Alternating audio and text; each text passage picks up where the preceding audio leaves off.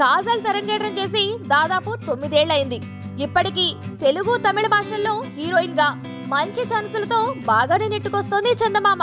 అయితే యంగ్ హీరోయిన్లు దూసుకొస్తున్న నేపథ్యంలో ఎలాంటి హీరోయిన్ కైనా ఇన్సెక్యూర్ ఫీలింగ్ ఉంటదనడంలో సందేహం లేదు.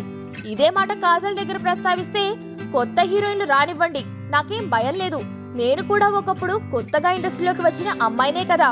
సినిమా పరిశ్రమది పెద్ద మనసు, ఎంతమంది వచ్చినా ఇక్కడ చోటుంటుంది, ఎవరి ప్రత్యేకత వారిది. ఆ ప్రత్యేకత చాటుకున్నన్నాళ్ళు అవకాశాలకు కొదవుండదు. సినిమాల సంఖ్య బాగా పెరిగింది కాబట్టి ఎవరి ఛాన్సులు వాళ్లకుంటాయి అని చెప్పింది కాజల్. తన కెరీర్ గురించి మాట్లాడుతూ, తెలుగులో నా పని అయిపోయిందన్నారు, కానీ మహేష్ బాబుతో బ్రహ్మోత్సవం చేస్తున్నా, పవన్ కళ్యాణ్ తో సర్దార్ చేస్తున్నా, శ్రీకాంత్ అడ్డాల తొలి సినిమా కొత్త బంగారు లోకం చూసినప్పటి నుంచి ఆయనతో పని చేయాలనుకుంటున్నా.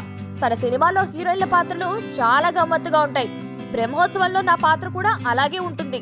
ఇక సర్దార్ గబ్బర్ సింగ్ లో నా పాత్ర పవన్ తో నటించబోతున్నానన్న విషయాన్ని తలుచుకున్నప్పుడల్లా నాకు ఎక్కడ లేని ఎక్సైట్మెంట్ వచ్చేస్తోంది. బ్రహ్మోత్సవం, సర్దార్ ఈ 2 సినిమాలు నా కెరీర్ లో ప్రత్యేకంగా నిలిచిపోతాయి అని కాజల్ చెప్పింది.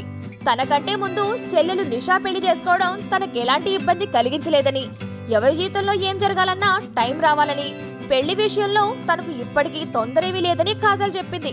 సినీ రంగానికి చెందిన వాళ్లతో కానీ బయట వాళ్లతో కానీ తానెప్పుడూ ప్రేమలో పడలేదని, అలాంటిదేమైనా ఉంటే అందరికీ చెప్పే పెళ్లి చేసుకుంటానని కాజల్ అంది.